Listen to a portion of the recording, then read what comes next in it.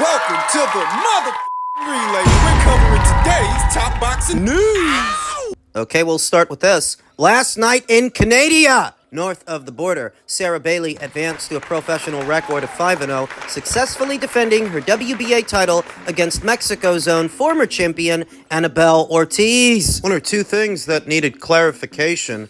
I didn't realize that Sarah Bailey is the only registered WBA champion via their website. Initially, I thought that Jessica Niri Plata of Mexico was still WBA champion at this weight, but a trip over to their ranked standings says otherwise. It's just Sarah. The only registered WBA champion via their own website is Sarah. And I can only deduce that when Jessica announced her pregnancy and vacated the WBC title, she must have also vacated the WBA title along with it. And thus, Sarah is the only WBA champion. So there were three champions at this weight. You've got Sarah Bailey holding the WBA, Lourdes Juarez holding the WBC, and Evelyn Bermudez holding both the IBF and WBO titles. There are three reigning champions in the women's light flyweight division, and now Sarah, having overcome this obstacle, this hurdle, is free to go unify with one of them. Those champions, Lourdes Juarez and Evelyn Bermudez, are vastly more experienced in the paid ranks than Sarah Bailey is, and she's talented, she's good, but she only has 5 professional fights. At her own discretion, she can pursue a unification match with either one of them, or maybe she can have a domestic dust-up with her countrywoman and former champion, Kim Clavel. Still hanging around, still fighting, still winning, and still in the light flyweight division. Maybe they can do something between them in the coming year. That's another possibility. Voluntary title defense. Kim Clavel draws pretty well in her native Canada. She has somewhat of a profile there, enough at least that she regularly headlines her own shows, the former champion. And I could see a fight between Kim Clavel and Sarah Bailey materializing in the coming year, even though Kim's name does not appear in the WBA's ranked standings. You know whose does? Evelyn Ortega. The hell is that? The highest ranked contender via the WBA's ranked standings at this time of Nicaragua. Sporting a professional record of 9 wins with 5 losses, 2 knockouts, having never been knocked out in 14 professional bouts, she's ranked at number 2, and she is the highest ranked contender at this time, so it's conceivable that at some point next year, if Sarah is not otherwise booked to unify or defend her title voluntarily, she may come under orders to fight Evelyn. It's another possibility. So, Sarah can either pursue a unification match, defend her title against her countrywoman Kim Clavel voluntarily, or wait for the WBA to order her to face Evelyn. What do you think she should do? What do I advise? Yeah. Well, I wouldn't put Sarah in the ring with either Evelyn Bermudez or Lourdes Juarez for a unification match just yet, because she only has 5 professional fights. She needs a bit more seasoning. Needless to say, she needs more experience. And I don't know that I would match her against Kim Clavel just yet, because Kim's got a lot more fights than she does also. What I would recommend is that Sarah take on Evelyn Ortega next. Evelyn Ortega, who's already lost 5 professional fights, you petition the WBA to qualify that fight as a mandatory title defense, you get it out of the way, and you amass that experience, because Sarah needs it. They don't have to wait for an order to come down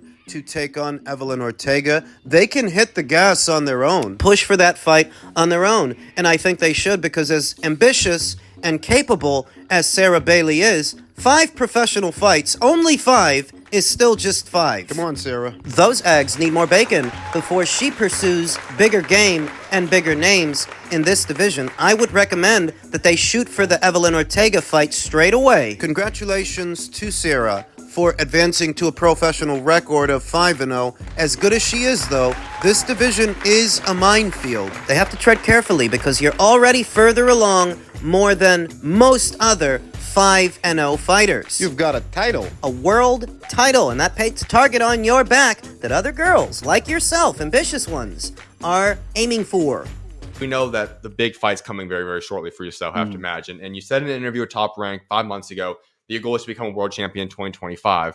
Is that still the goal for yourself? Is that still what you're on track for, and you plan next year to be a world champion? 100%, 100%. Like, to be honest, I want my next fight to be for a world title. At Okay. this point, maybe like from the first half of the year, the first quarter, even, to be Okay. honest. I want to fight for a world title. I feel like it's that time. I feel like I've done enough, and I've put on the performances that people weren't expecting for a certain period of time. And at this point, like, I'm just feel like I'm ready to be able to fight the big names, and I want to challenge myself for the big names. A lot of people don't even know, like, Sagawa is not your typical fighter that you would want to fight, but I was there live when he beat Ruben Villa, and I'm looking at Carl Moretti, and while he's in the ring, I'm like, I want to fight him. That's the guy I want next. I'm the one that chose that fight because I want to challenge myself. I want to be able to, challenge myself and test myself with people, and to show that, listen, like, I am on a different level. So I want to be able to fight these world champions, man, and become the 8th world champion to come from Brownsville, Brooklyn, New York. And this is the Shushu era, baby. Like, this is the Shushu era. Y'all gonna love every bit of it. Bruce Carrington, 14-0 with 8 KOs. A breath of fresh air, in my opinion. A breath of fresh air from the previous cycle of fighters. Bunch of young guys playing it safe and fighting carefully, cautiously, doing their best impression of a Floyd Mayweather. Young Bruce is a deviation from that. Bruce. That is the direction that the young fighters are going in at the end of the previous cycle and the beginning of a new one. When you look at a Bruce Carrington, when you look at a Floyd Escofield, a Keyshawn Davis, they're all action guys. These are action fighters. In terms of base styles, they're boxer punchers. Keyshawn is a boxer puncher, Floyd Schofield is a boxer puncher, and so is Bruce. The boxer puncher base style. It's better for TV. Better for entertainment and drawing people in, because you get the skill, you get some of the skill that you see from the pure boxer, but some of the spite and mean spirit that you get from the pressure fighter. The boxer puncher base style is often hard to interpret, but it's all in the name. Boxer, puncher. They can box when they need to, punch when they need to. Bruce can. But is Bruce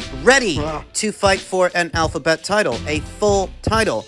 I believe he is. At 14-0, 27 years old, because of his age, I do think it's time. If he were a younger guy, say 22, 23 at 14-0, I'd say he needs a little bit more development. But at 27, you gotta get a move on. He had a very productive year this year. He fought 4 times this year. Once in February, again in June, then again in September, and then again last month. Campaigning in the men's featherweight division, where the United Kingdom's own Nick Ball holds the WBA title. America's own Brandon Figueroa, he's got the WBC. Angelo Leo, he's got the IBF. And Mexico's own Rafael Espinoza, who was in action last weekend, he's got the WBO. Beat Robisi Ramirez for the second time, made him quit. Is that who Bruce is going to end up fighting? No, but I do think that's the title that he will end up fighting for. The WBO title, the brown belt, because very soon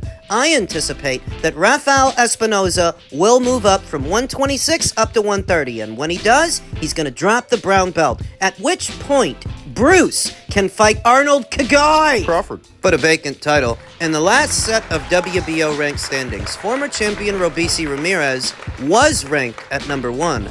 Bruce is ranked at number 2, and Arnold Kagai is ranked at number 3. As a result of Robisi losing his last fight to Rafael, he's gonna lose ground in those ranks, and Bruce will become the highest ranked contender. So I think in the first or second quarter of next year, Rafael's going to move up to 130. The brown belt is going to go vacant. Bruce will fight either Arnold Kagai or Tomoki Kameda Crawford to become WBO champion. Now, how much time is he going to spend thereafter? I'm not sure, because Bruce is not a small featherweight. He's got some size. Will he be able to unify? Rafael Espinoza didn't. He didn't get to unify with any of the other champions at the weight. Will Bruce Carrington have more luck in that department? That depends on whether these champions can stay champions. Or not. So I don't think Nick Ball's title reign is under any threat of ending when he faces veteran TJ Duhaney. In March of next year, they've lined his next fight up. This will be Nick Ball's second defense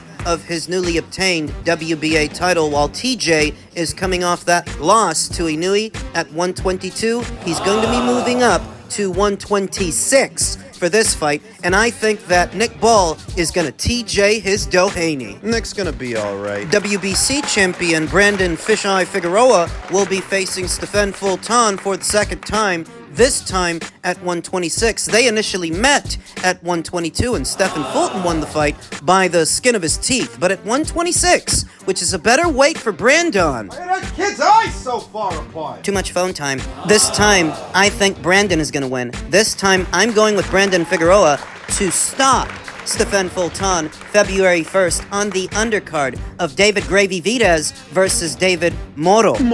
Thus, I don't think Brandon's WBC title reign is under any threat of ending in his next fight. It is a little different when it comes to the IBF champion. It is a little different when it comes to Angelo Leo. There is a prevalent rumor going around that Angelo's next fight could be abroad. It could be in Japan against Tomoki Kamita! As a traveling champion, the probability that things could go sideways. It's there. That if a belt is going to change hands at 126 in the near future, I think it could be the IBF before the others. That Angelo is under more threat of losing his belt to Tomoki Kamita than, say, Brandon Figueroa is with Stephen Fulton or Nick Ball is with TJ Doheny. Crawford. Not only do I feel if a belt is going to change hands in the near future, it's going to be that one, but I also feel that if Bruce is going to unify with anybody in this division before he leaves it and outgrows it, he will unify with the winner of that fight, whether it's Tomoki Kamita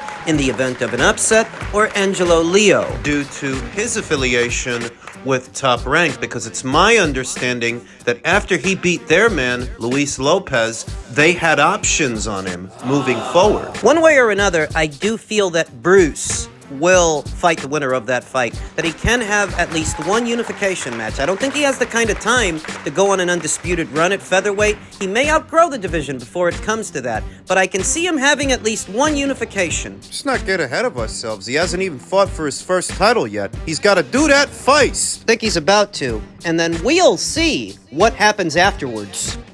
In men's light heavyweight news, former champion Callum Smith is primed for another run at a world title. So before he gets there, he's gonna have to get through unbeaten Joshua Buatsi. Averaging only one fight a year since beating Groves, with a combined total of just 40 rounds boxed across them, Smith is the first to admit that the stuttering pace of his career since becoming world champion has been the root of his problems. If I'm gonna go again, I'm gonna do it properly. A bullish Smith tells Boxing News. I can't expect to be at my best when I'm this inactive. In between my last 4 fights, I had 17 months off, 11 months, 10 months, and then 13 months before Canelo. It's impossible to be the best version of myself when I'm going into fights off the back of that inactivity. I've always felt that I'm at my best when I'm active and fighting regularly. I'm going to give it one more shot, do it properly, and get back to fighting regularly. Over the last few years, it has been a very stop and start and getting to fight week. It has felt like it's new again, and I'm making my debut because it has been such a long time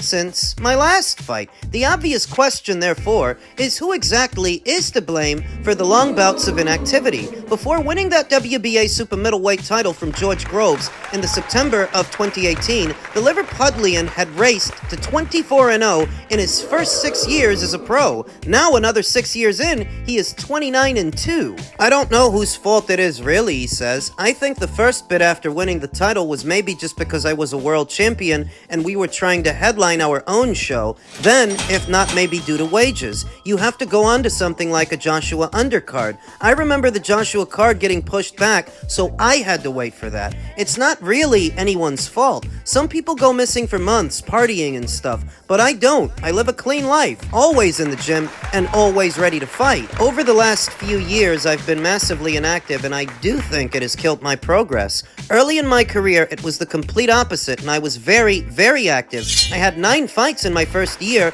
and the same the year after. I felt like I was bouncing from fight to fight, so you get momentum, and you walk to the ring thinking you're invincible. So this time, I sat down and assessed a lot of things, and decided if I'm gonna go again, I'm gonna do it my way. Get active again instead of trying to go into a big fight off the back of a year or more of inactivity. He's given it away, what the holdup has been. The holdup has been money. Because you're saying that this time you're gonna do it your way. Well, whose way were you doing it before?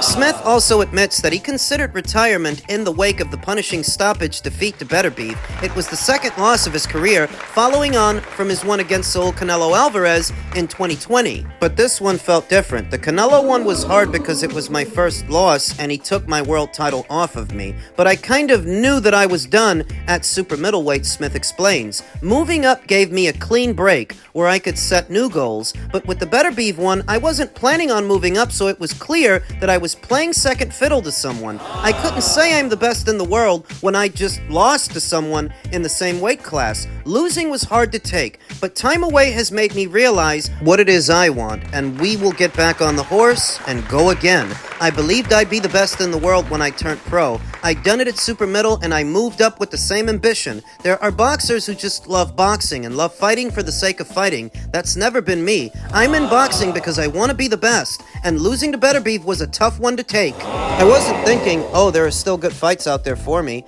I wanted all the belts. If it didn't look like it would become available for a while, it was more about finding what would motivate me to get back in the gym. That's where I stepped away from boxing and probably didn't go in a boxing gym for 6 to 7 months. I got back in just to get back a bit of routine, and I really started enjoying punching again, physically and mentally. I don't think I'm anywhere near the end. It was just more ambition-wise, because I've been the best in the world. I've been number one. I've made good money from boxing, so I've ticked all the boxes. Now, it's just about what will motivate me, and I believe I'm good enough to be a two-weight world champion. If I didn't, I would be sitting at home on the couch. Based on what he's saying, it seems to me that he's going to have a lot riding on this Joshua Buatsi fight, even though it's not for an alphabet title. To get to what he wants to get to, he has to get through him. What are you saying? That if he loses, he might retire. Walking away would feel like a big missed opportunity, Smith says. I need to be ready, so if the belts do become vacant and there's a bit of a free-for-all, I'm in a position where I'm ready to take them. The plan now is to get active and make sure I'm there. That's what November 30th was about. Win there and go into the new year in position. I still believe the best version of me can beat anyone. I know I can. I just have to make sure the best version of me turns up, and that's about getting active. So now he's got this Joshua Buatsi fight coming up. On the undercard of Beterbiev versus Bivol, he's had a quick run out, got himself back in the winner's bracket, and it's intriguing. It's make or break for both of them, in a manner of speaking. It could herald Callum Smith's potential retirement, and it's a sink-or-swim situation for Joshua Buatsi. I can't say that I've seen Joshua in there with anyone as good or as experienced, talented as Callum Smith. Joshua Buatsi has done absolutely nothing to earn my trust since having gone pro. I don't know how good he is or how good he isn't. Whereas with Callum, we got a better understanding. We have a clearer picture. So this one's gonna be interesting.